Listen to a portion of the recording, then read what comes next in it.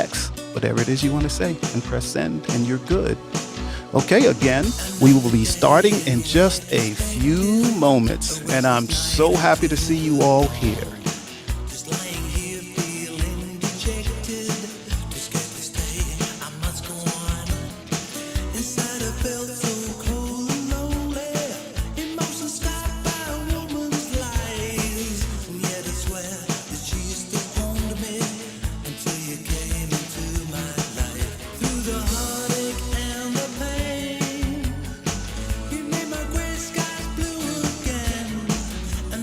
Hello, my friendly people, my wonderful audience. I'm going to take that weight pot down if I can find him. There we go. Yes, now we're going to get the show started. And you know how I start the show if you've been here before.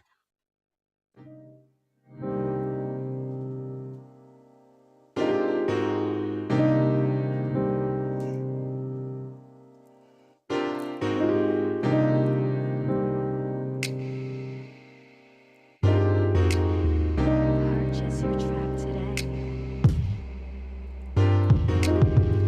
Welcome, welcome, welcome. Welcome to Poetic People Fighting Racism, Double PFR. I'm your host, Anthony Cordova, the man about love. I'm also the co-host of I'm Right, where I have the privilege to be in a show with my beautiful, with my intelligent, with my incredibly gifted wife, Jill Cox Cordova, right here on Fireside.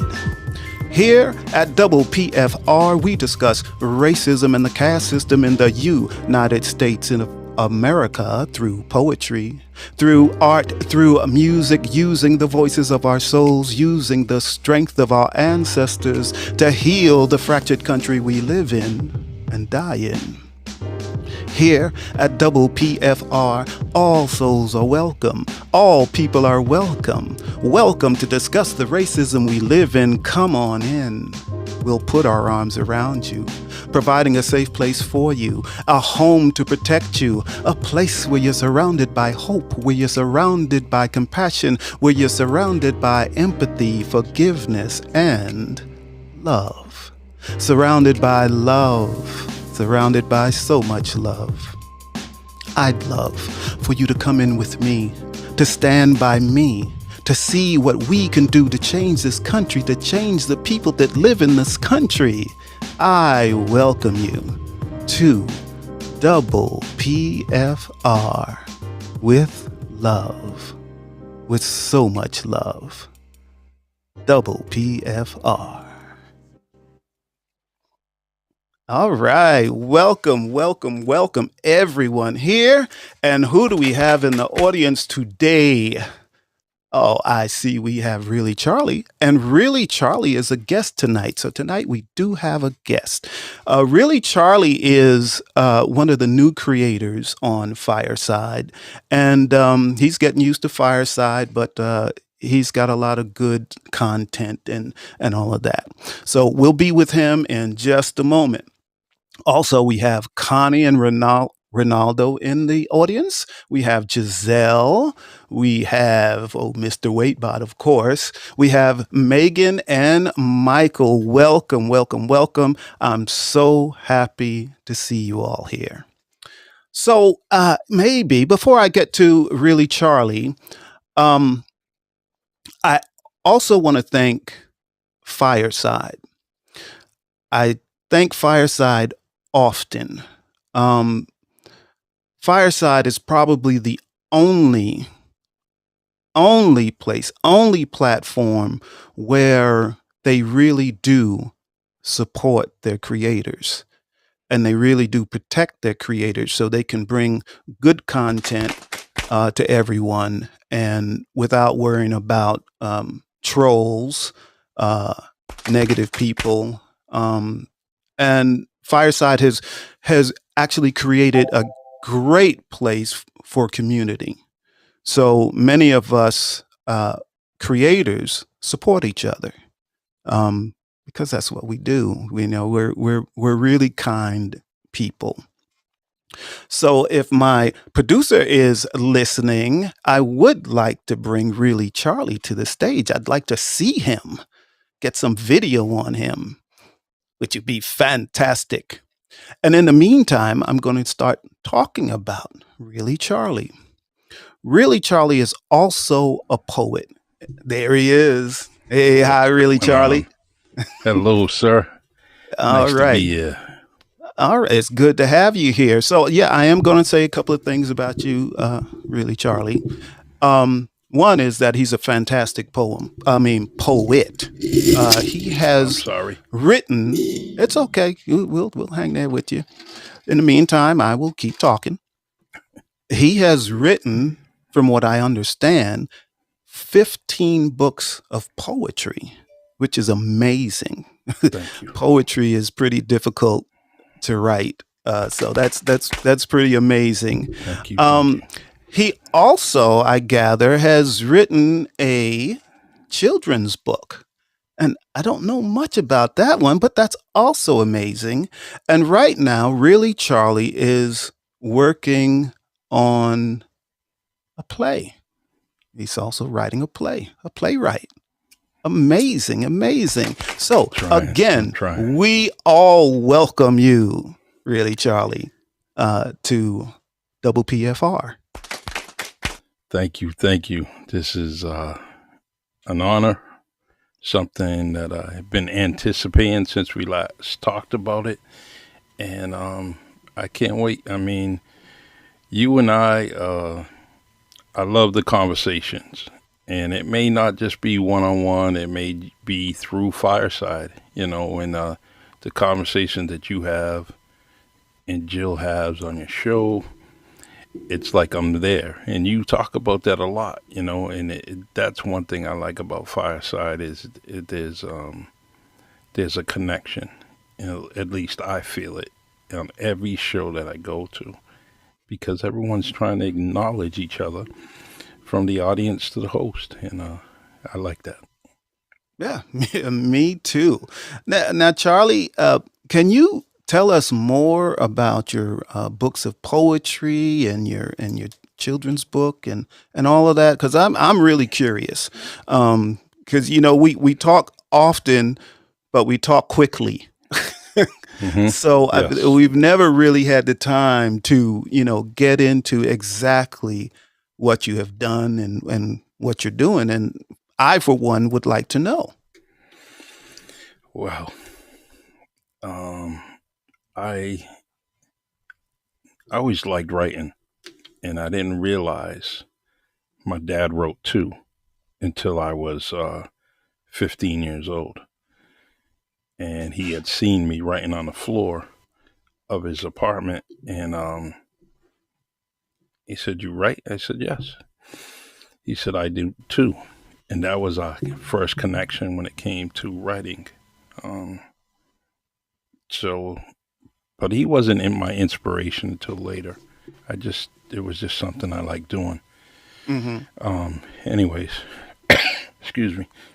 In 2008, I was working in the middle school, and there was a teacher there, Al Karen, and Al had seen some of my work and was just pushing me along, telling me to write, to write.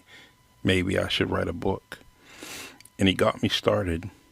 And one of the things he told me I should create is something other than my name. So I go by A Poetic Pulse. And it fits me because everything I write, whether it's good, bad, or ugly, or good, bad, and lovely, it comes from the heart. And I just keep, you know, I just kept writing and writing and writing, and it ended up being 15 books that were self published.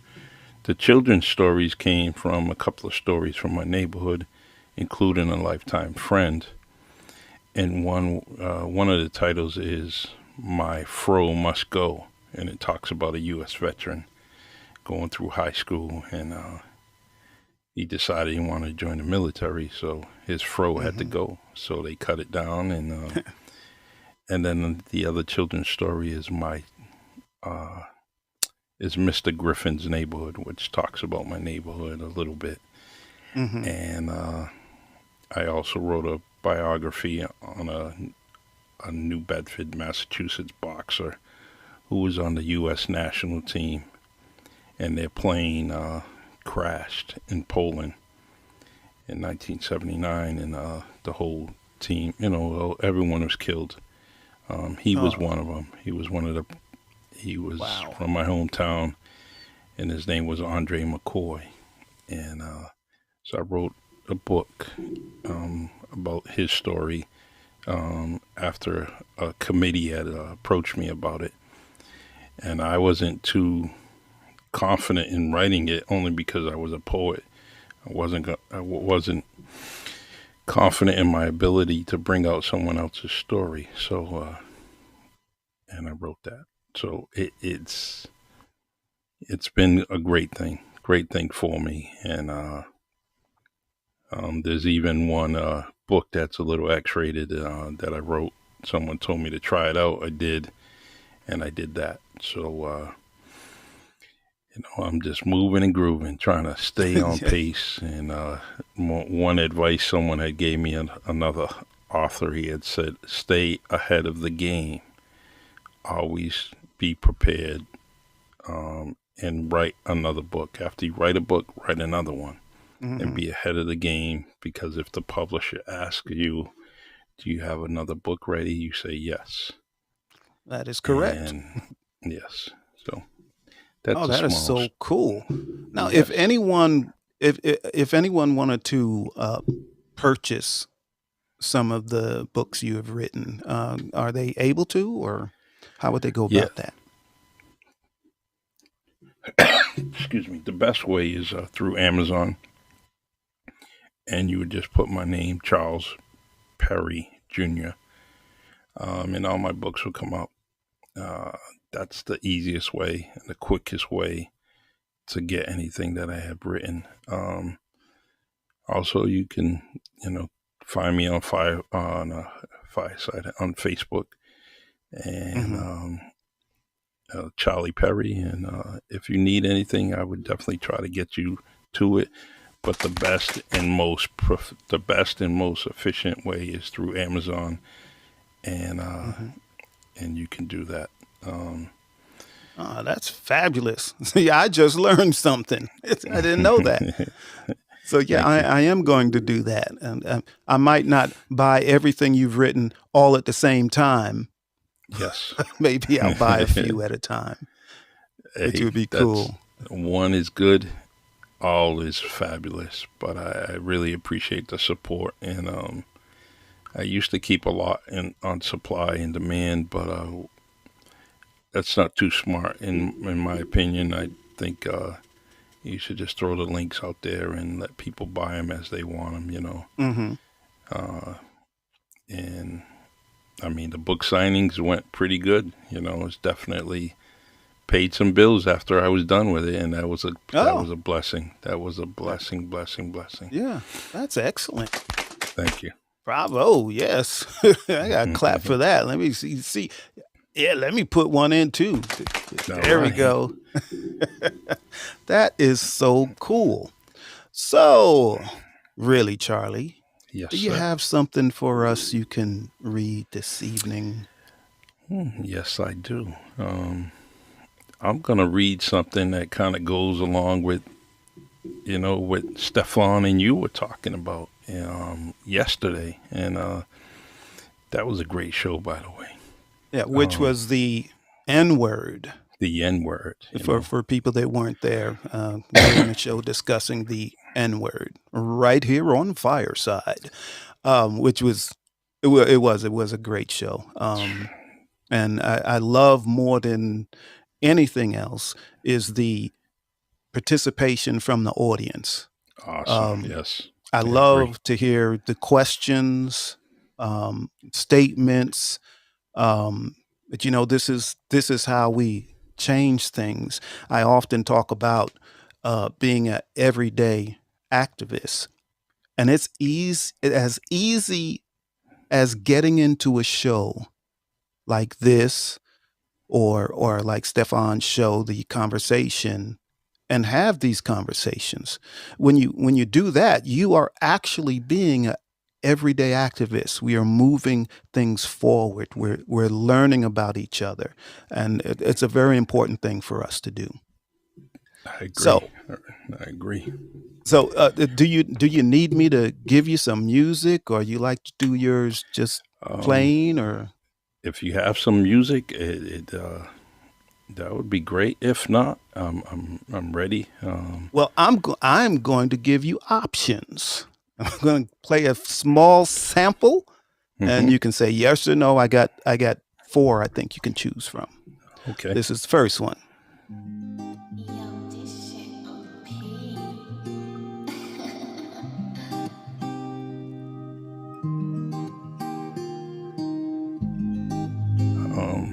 I'll say no only because of the laughter. Okay. We got another one. Oh, that one's really weird. Let's go to another one. How about that one? I like that one. I like that one.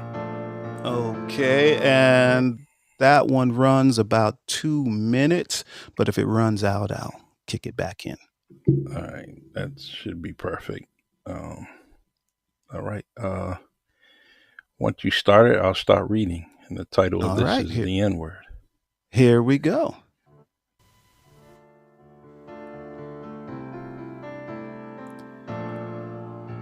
The killing of the N Word, knowing they called you the word just before they toasted your skin and whipped everything until your pulse shook the tree you ran into.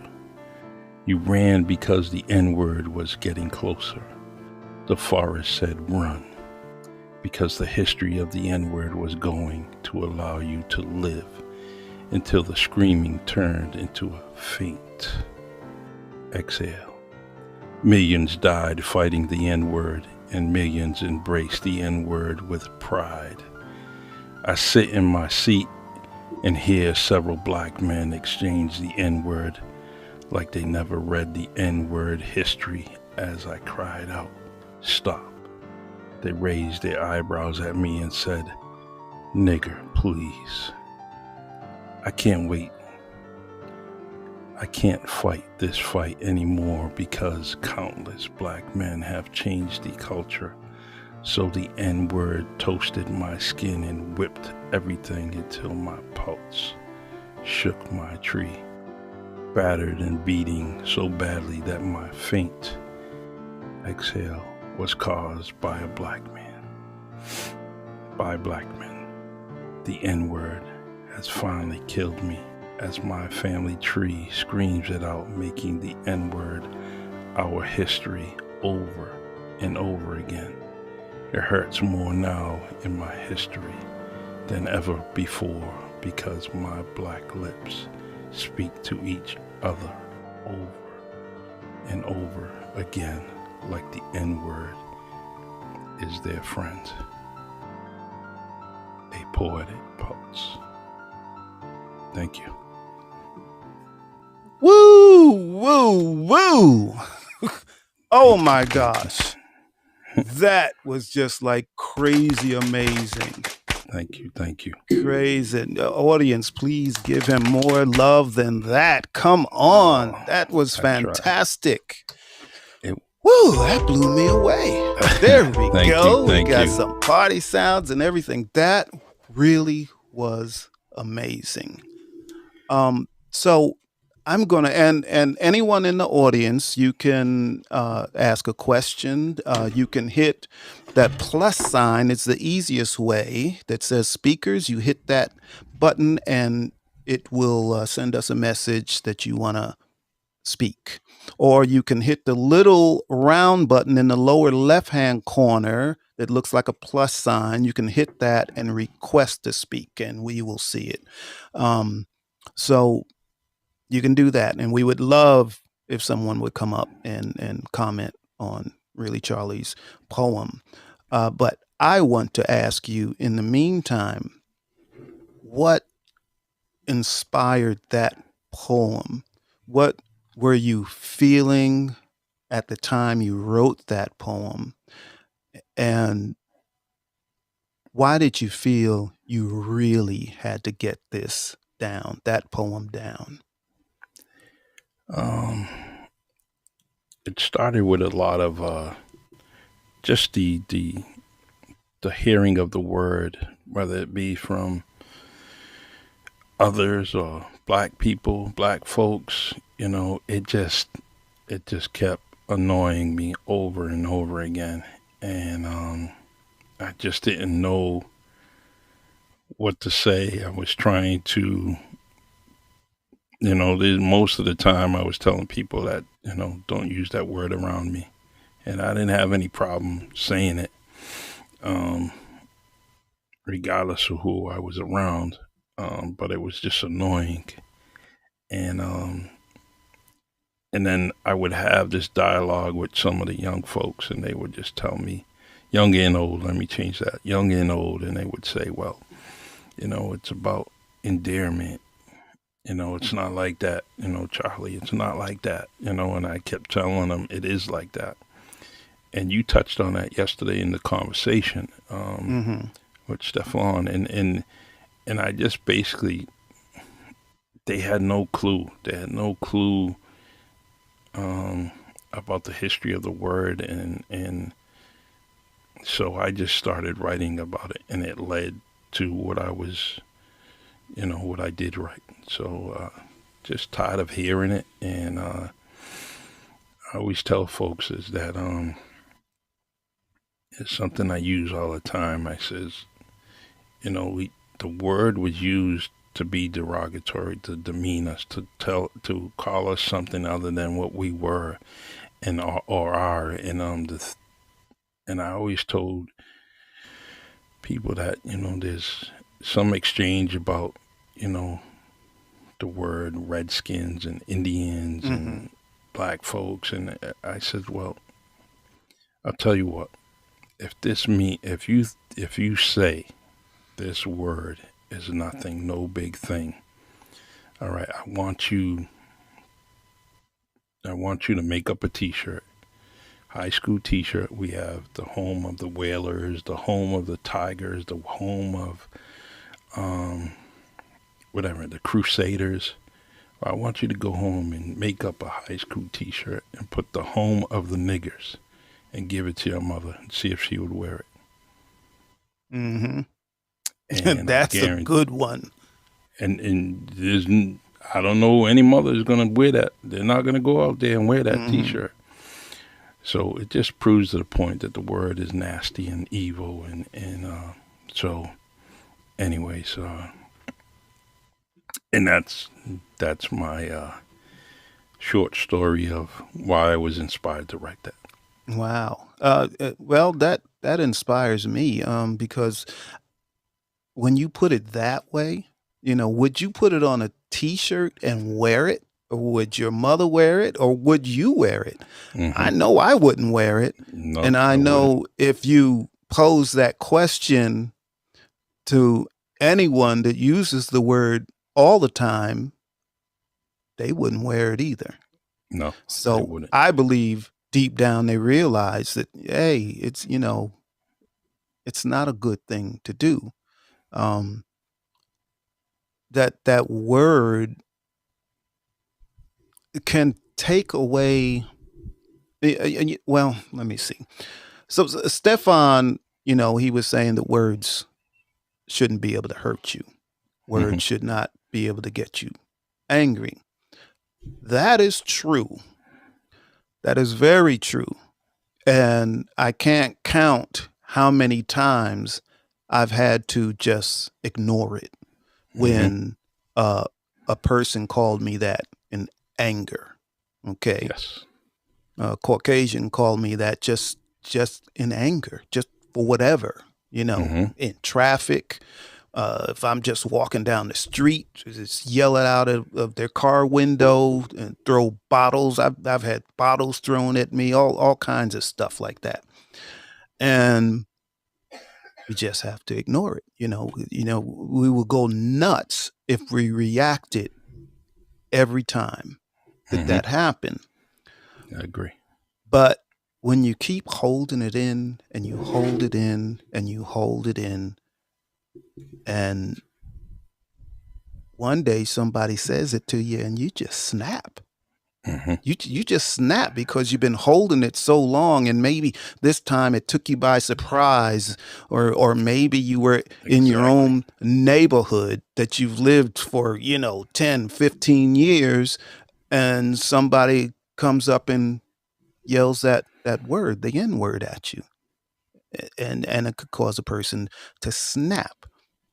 When you are African American, a person of color in this country, every day we're under constant pressure Hmm. because we have to watch where we go, what we say. We have to be keep in our mind that someone may call us that. And we have to know how we're going to react when that happens. We just ignore it, or we'll say, I don't have time to deal with that right now. And you move Exactly. on. But if you never address the issues that bother you, it builds up. Yes, And it I know does. that can happen because it's happened to me. Um, so I just want to thank you for writing that poem. And also thank you for giving me that insight about would you put it on a t-shirt and wear it. That's a good one. You That's a can good use one. it And that, free of yeah, charge. All right. free of charge. Thank you, thank you, thank you. Well, do you have anything else for us? Because I'm really enjoying this. All right. And Let's see. and while Charlie's getting that ready, or do you have it ready? I'm gonna try to put it on my iPad. It would make it easier for me to read it. So Okay, okay. that's what I'm gonna do right now. And if anyone in the audience has any type of talent, any way you have expressing yourself other than just talking. So if you're a writer, if you are a musician, if you are a singer, and you have something that you need to get out, that just come here. This is your place too. We would love to Great, hear it. great place. Yeah, All and I right. will Let's definitely see. put you on. So if you play the guitar, you can play the guitar, and maybe I'll do a poem to it. We'll just work together, and do things together. Because I really am all about love. I'm about love and pulling us together, and learning to just love each other and treat each other the way people are supposed to. Exactly. Oh, I'm ready when you are. Yeah, I forgot which one I played for you. No, it wasn't that one. Let's see. Yeah, it was that one. All Okay. right, I'm ready. All right. The title of this poem is called Black and Blue. 30 years of blood, sweat, and tears. Mama's fears and daddy's legacy to be against the law. I went through khaki creases to racial releases from my mouth and into my ears. The station walls spoke of history. The streets were never a mystery because my signature was already signed in the concrete. Black and blue from my skin to my chest with a badge. Culturally courageous and meritoriously made to protect and serve.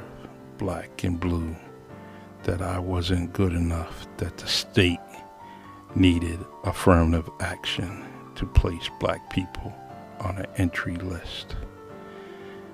I will inform you that black is beautiful and blue. A collection of good men and women ready to be black and blue. From their uniforms to their mind, body, and souls. Every generation from the 1950s to the 2020s has some stories from being black wasn't easy on the streets or in the police station. Black and blue from being called a sellout when the outrage was roaring the streets called me. And then I was a black man they wanted to see. I wasn't afraid or shy to cry out against where I lived or within the career I did survive. I asked the city if I wasn't there or here, who is my replacement?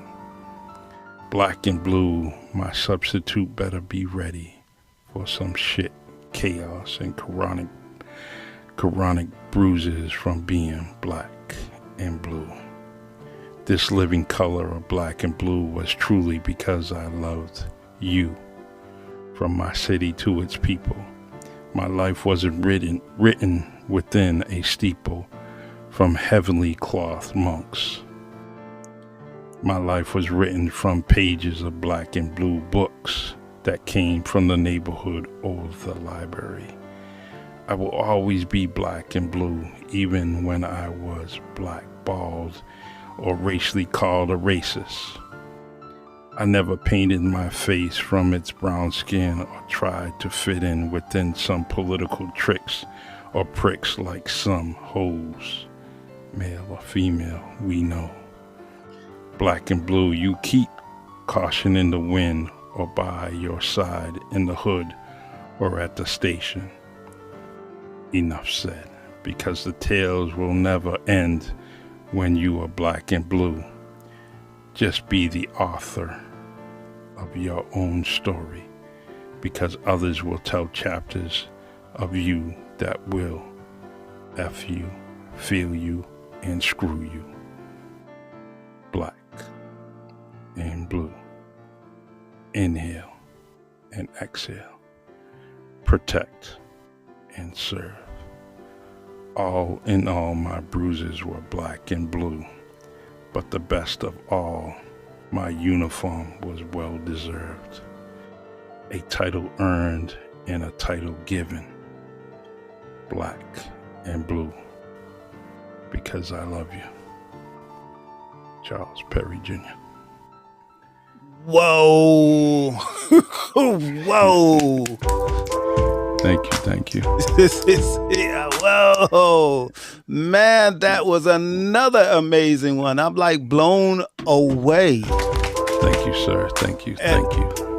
And I believe, did you tell me you just wrote that? Yes. I did, maybe 4 or 5 days ago. It was thinking of this show and I needed to write something. And I was looking for many things and just couldn't find the right thing. So I just started from scratch and I said, look, got to put my feet to the ground and write something. And so Double PFR inspired that poem from start to end. Wow. And I just want to I'm tell honored. you that. I'm honored. Thank you. Wow. So for those of you that don't know or didn't figure it out from that poem, is that really Charlie Perry is a retired police officer. So he has firsthand knowledge of what he wrote about, which is just amazing. Because, Thank you. quite often, I listened to your show earlier and with Little Flip and you, and I love the story you told about Little Flip had broken into a warehouse hmm and you got called to the scene and he comes running out the warehouse and your partner says, "Hey, aren't you going to chase him?" And you're like, "No." "Well, why not?" "I know him. I know where he lives. All we Yeah. have to do is go there and get him. It's all right." Which is like so cool because that situation right there is how to be a human being. hmm Even though the both of you knew each other for life and still know each other, And he I went just one want to tell way. you that story was it was something that him and I talk about, but it was fabricated. But it was so real because of our conversations So I just wanted to correct that. I'm sorry. Well, thank you for that bit of information. He would plead the fifth anyway. But and I've told you this, like where I grew up, it was you went one way or the other. You were either on the street or you became a cop. So Yes. that's why so many of the guys I grew up with were on the job. hmm It was one or the other, and my mentor back then wanted me to become a cop, and I was like, no, that's not for me. That's not for me. But it's just amazing, amazing. But it's the difference with you and other cops. So that story, even if it was fabricated, it's the different way certain officers think. hmm You know what I'm saying? They don't, Correct. some officers, they don't see any other way other than the way they were trained. Yes. But the smart officer, the officer that has some compassion, will handle a situation differently, where someone doesn't have to get shot in the back. hmm All the stuff that goes on now. So again, my hat is off to you, because even though I didn't know you back then, I'm sure you were a great officer.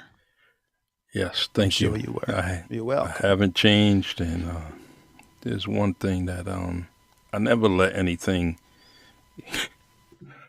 Excuse me. I didn't let anything bother me to the sense where I was just gonna go on this rampage or screaming banshee to go find someone that that would boost my numbers or insulted me or got me upset. I always had this in my mind, is that it's like a business. I have 30 years to get it right, That's right. That's right. and so if you got to wait today, I would just wait. And Yeah. this is a true story, and I'm going to tell you this. And when you Someone, get finished, we got Michael on the stage that wants to ask a question or a statement. So just to let you know. this will be like 3 minutes. Okay. Nice to someone had did something. It was a felony, and so statute of limitations was pretty long. So he had did something, and he got away that particular day.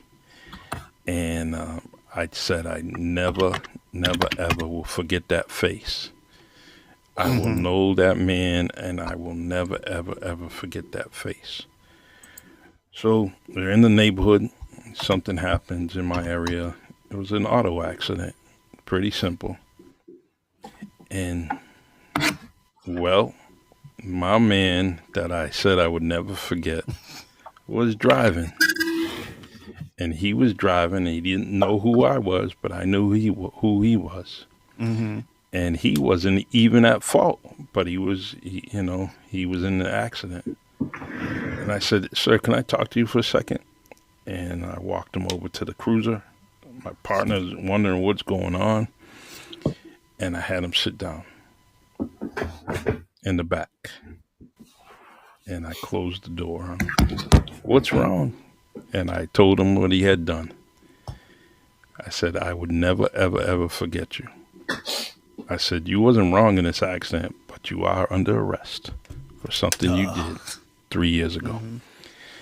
And so anyways, that's my short story. And never forget, you got plenty of time to be a police officer. And if you need to get someone, they're going to come around eventually. All right. But I was just a community police officer. That's what I try to be. So Mm-hmm. Excellent. all right. Excellent. I'm ready for you. All right. So we got Michael on the stage. Hello, Michael. And I'm happy you're on the stage. Do you have a question or a statement? I have a little bit of both. All right. We're ready. So first of all, Anthony, you and I have not met, so it's nice meeting you through virtually. And I wanted to actually, it's probably more of a comment about Charlie. And my virtual relationship with him and friendship with him is a little bit more than a year's long. And Charlie has been a great inspiration for me and kind of pushed me along through podcasts, through some of my writing, which I have to put up or shut up at some point and get this done. Yeah, Charlie's nodding his head because I know he has silently pushed, had been by my side through all of this. And I get some notes from him when I send him something from time to time about you need to continue, don't stop, continue, don't stop. So Charlie has been a great advocate for me and has been a great supporter of me. So I thought I would just jump on and support him tonight. Wow, this is fantastic. This is fantastic, and Thank this you. is what we love to hear. So, you shouldn't have told that story here, Michael. You know that, right? Yeah. Yeah, you do know that. So you've opened the door. So what is it you write? Do you write prose? You write fiction, nonfiction, poetry, maybe? No, none of that actually. So little bit of a long story, which I'll try to shorten real quick. So Charlie and I meet a little bit longer than a year ago through his podcast and just through some just exchanges through IM and different discussions we had. He made a comment on one of his podcasts that I need to write a book about some of my athletic life and some of the stories that I have. So it is a memoir of a period of time. And I've been fighting with that and trying to stay motivated with it from time to time. You know, my professional life has gotten in the way a little bit in the last 3 months. And so I've been spending more time doing it now. So again, I need to put up or shut up with this and I just kind of get it done.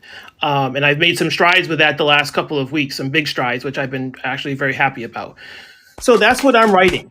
And I think once I sort of button that up, sort of following Charlie's path and what he had communicated tonight is once you get one done, do more, right? Just continue to kind of continue to try to groom that and grow that and, be courageous with it and reach out and do some different things with that. So as much as I look to that, I still need to finish what I have. I would say at this point, it's probably 65, 70% done. Excellent. Excellent. That is fabulous. I'm really glad to hear that. So, this is what I'm going to ask you to do for us. For us. When you're ready or when you're finished, it doesn't have to be when you're finished, but even if before you finish, we would love it if you would come and just read a passage here. Sure. Just to, get you ready, get your feet wet. But Charlie is an amazing man. His other podcast, the Really Charlie podcast that you can see the banner behind him. And tell me if I'm wrong, Charlie, but you mostly interview authors there. Is that correct? Or writers? That's correct. Only because it kind of I'll tell you what. I had one writer on, and I asked this question every show: who would you like to see on the Really Charlie podcast? And they would give me They would give me a name. Well, what happened is I just happened to get to a nucleus of the Atlanta's writers group. And I interviewed one person and it snowballed and it just like boom, boom, boom, boom, boom, boom. And now I have so many guests and it's actually going into March of 2023 where I have to get those guests on. And as I keep interviewing one person, it's another author. It's another. And I don't mind it. I don't mind it. Those are my people. I don't mind it because they have all taught me something and they all gave me some new material to look at and read. And it's amazing. So yeah. And we're going to get Michael on that list also. But matter of fact, maybe if you add him to the list now, it'll get him riding faster. How about that? Yeah, that's what you should do. Yeah, add him to the list. He can Now, come on anytime, and he's come on periodically where we just talked about life in general, and but he's a good guest, and his book, in my opinion, will be a bestseller once he gets it out. And I'm not saying that because he's here, but anyone with any athletic admiration or inspiration or even uh, a life of basketball, anyone that was involved in it will love this story, and it's going to be great. And so I can't wait. oh, that sounds cool. You answered a question I was getting ready to ask Michael, but you're a basketball player. Is that correct? You played basketball? Oh, many moons ago, yeah, a long time ago, yes. Okay. So I'm looping us back Tony, around he's to your this show. age, so it's that long. I'm still, I am still looping him Hold on a second, around. Charlie. We're all the same age, so let's not start separating that. Yeah, the old folks rule. Shit. Now, no, but Michael. So back whenever it was you were playing, Mhm. what type of racism did you see in the sport then, Well, from your I, view? From your yeah, view, some how yeah, did you some of the view it? stuff that I've been able to write, not directly with me, but it was a little strange. And this is some of the stuff that I've struggled to write and struggled to really acknowledge. And it's been a little bit hard. And I think I may have walked the line a little bit to Charlie on this a couple of times, where I come from a suburb of where Charlie grew up, and which was a predominantly white area. Hmm. I think I had two kids of color in my class when I Okay. was going to school, and I was then sort of plopped into New Bedford when I started high school, and I was the white kid. Oh, so completely different. Yeah. And my family is Cape Verdean and Portuguese. I have Okay. people of color in my family. Hmm. So when that came to me, I thought it was a little humorous because Yes. I didn't view myself any differently than anyone else. I Hmm. didn't have any preconceived prejudice of anyone else. And so Hmm. when that was said to me, it was sort of I looked at it as, well, you don't know me. You don't know where I come from. Right. And that's okay. So I'm here to play and I'm here to compete. Now, when I go and broaden my experience, when I go into Providence, when I go into New York, when I go into Boston, it was a completely different thing where I saw really tough kids coming out of tough neighborhoods and tough situations and how they were treated. And I'll Hmm. share a quick story. There was a gym in Dorchester, Massachusetts that at one point housed some high school All-Americans in Massachusetts, and I was lucky Hmm. enough to be one of them. And my first time to that gym had to be very careful walking into that gym because there were things that were written on walls of the gym, outside the gym, that were directed at friends of mine, friends Hmm. that I had met when I'd gone to Boston to play, that we had played on certain teams together. I had friendships with them all the way through college. And it stunned me when I saw this because I hadn't seen it before. And I Hmm. remember looking at my dad, and we had long conversations about this, coming home that night and many nights after that, about what those kids had to face every day. I didn't have to Hmm. face it. I didn't see it coming out of the New Bedford area. I saw it when I went to Boston, and I saw it when I went to New York, and I saw it when I went to Providence. And it was really hard to see Hmm. because these were my Hmm. friends that it was being directed at. And it took a little while for me to kind of get over that. But I took my stance with that on how they handled it, and they didn't even acknowledge it. Hmm. We never had conversations about it because we knew who we were, we knew our relationship, so that was all fine. And so I respected them on how they were reacting, and that's how I reacted. Hmm. That Hmm. doesn't matter to us, right? Anybody that's going to come at us, you're coming at all of us, not just them. Right. white or black, it didn't matter.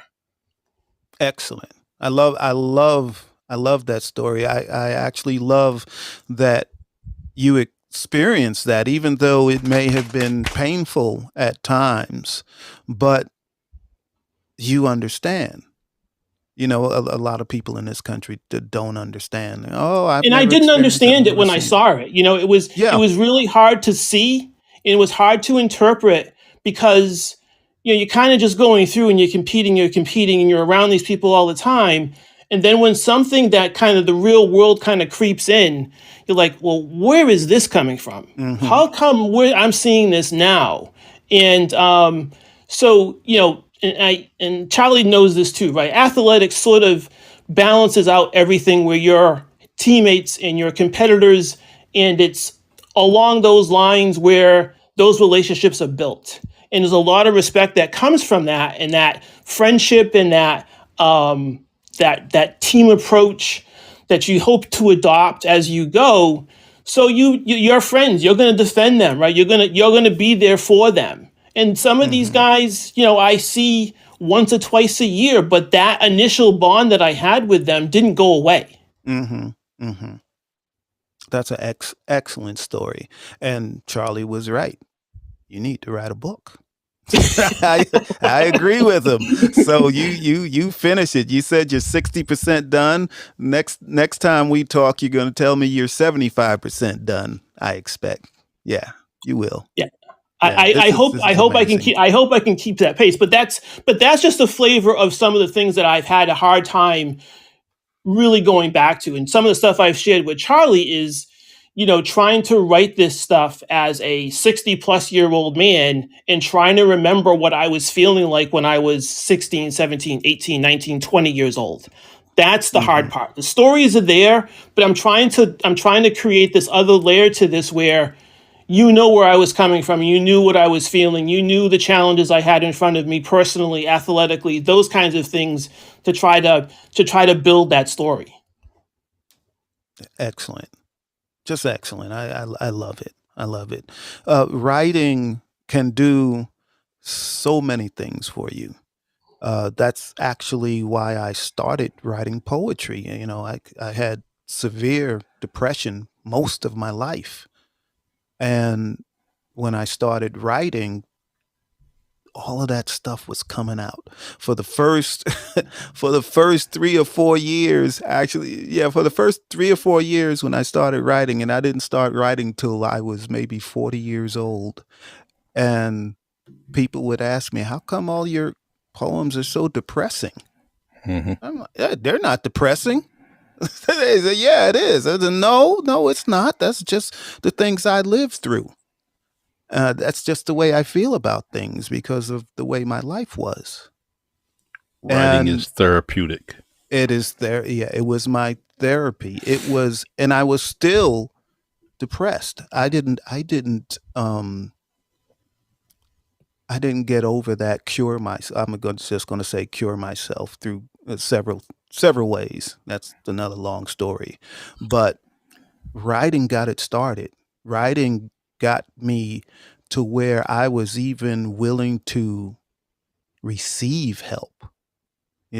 Help has probably always been there, but I'm not depressed because that was my life. That was just my life. So, uh, kudos for writing your story. And we really do want you to come back, Michael. Great. You're I'll be welcome happy. I'll be here. happy to do that. Yeah. Sure. Wonderful. That is great. Man, I think we should have called this the Charlie podcast tonight. Oh, this is fabulous. We're almost out of time. We got like 7 minutes left, and I haven't done my poem. I'll ask my producer. Producer, if you can hear me, should I do the poem or should we continue on the way we're going? Do the poem. Do the poem? Yes. Okay. Yes, Talk me into Jill it. is right. I'm right. Jill is right. All right. Well, I'm going to get right into it because we don't have much time. So, this poem is called We the People.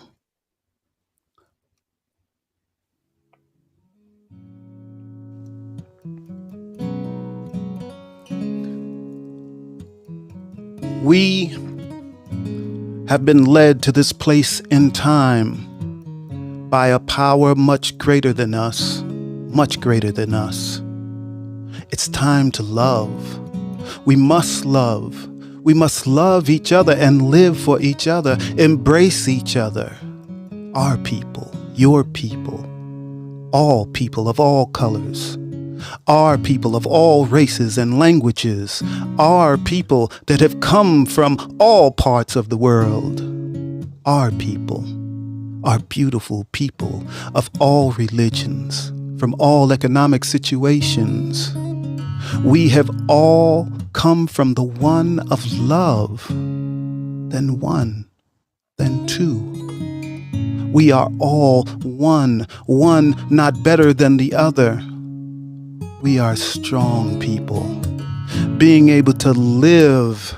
I just lost my spot. Being able to live in this country of lies. We must stand side by side and love each other, because we are oppressed people. Oppressed by the blue and white eyes, systemic racism, and America's caste system, and a whole bunch of white lies. This is why we must embrace each other and love each other. Stand side by side and hug each other. We are the others they see as the others. We are brothers and sisters and fathers and mothers. We are homeless and wealthy, middle class and working class. We are our people. We are your people. Guilty before we're born, convicted before we stand. We are the people the blue and white eyes call minorities, refugees, and illegals. We are the people they see as ex-slaves. The people they call the blacks, the browns, and the yellows. We are the people they call cheap Jews, ragheads, and camel jockeys. It is imperative that we stand together, locked arm in arm as one power. We must open ourselves and open our souls and love each other, embrace each other, and have empathy and compassion for each other. So, what's next? What's next? What's next? Love. L-O-V-E. Love. Love is next. That's it. All done. Got it in. Mic drop. you heard it, God damn it. Mic drop. I'm sorry. You always say that, Charlie. Love Thank you, man. Thank you. I love you too. And this is for real. When we say we love each other, we truly do. That's what this show is all about. That's what this world should be all about. So thank you for everyone that's here. So we got about 2 minutes. 2 minutes. What are we going to do for the last 2 minutes? I love you, man. That was great, man. Thank you. Thank you very much. So I always try to give a call to action. And this one, I'm probably going to start saying every time I have a show, which is to be an everyday activist. Everyone in this audience, everyone that listens to the replay, do what you can, whatever that is. Whatever that is, do what you can to make some change. Do what you can to show that you love someone else that doesn't look the same as you. Just do what you can. As I said earlier, come to this show. Come to Charlie's show. Come to the conversation show with Stefan. It's that simple. Yes. It's really that simple. The more we learn about each other, the more we learn to love each other, the better things can be. Because we're talking about, we got Charlie here, we got Michael here. We're all about the same age. And the things we went through when we were young, when Michael was playing basketball, when Charlie was an officer, when I was driving truck all over the country, all of these years, we're all in our 60s, and the same things are still happening that was happening when we were children. Right. It hasn't changed. In many cases, it's gotten worse. So we need everyone to come together to make the change. It starts with us. It really starts with us. So let's do something about it. Preach, Reverend. Yeah, I'm trying not to preach too much, but we're going to start wrapping this show up. If I can get the music to play, there we go. So I want to thank everyone that was in the audience. I want to thank Michael, and I especially want to thank Charlie for being here, and Larry, and what's the next name? Mila? Probably Malia. Malia, there we go, and Ashley and Giselle and Megan. Thank you so much for being here. I really want to thank you for being here, because you are the people that help make some change just by being in this audience. So I really do love you all. Again, I want to thank Charlie especially for being my guest. I want to thank you, Michael, for coming to the stage. You're welcome, Charlie, and we'll be in touch. The music you're hearing now is called Choral by 29 Beats, and the song I did to my poem was called Long Road by a company called Guitar Instrumental. And then if I can find the one Charlie did to his poem, that was Dream Weaver by Zachary Ferguson. So again, I love you all. And again, I want to thank my producer, Jill Cox Cordova. If I leave her out, I won't have a good night's sleep tonight. So thanks again, everyone, for being here. Oh, yes, one more thing. My next show, believe it or not, is on December 25th. That'll be episode 10. So that's Christmas Eve. It's on 24th. Oh, I said 25th. You are right. It's on December 24th, Christmas Eve. And the title of that show is I Have a Gift for You. So be there, tell your friends, share this out and everything else. And I just remembered I didn't share this with followers. A little too late. Oh, well, that's the way it goes. And there's the song gone. So love you all. We'll see you later.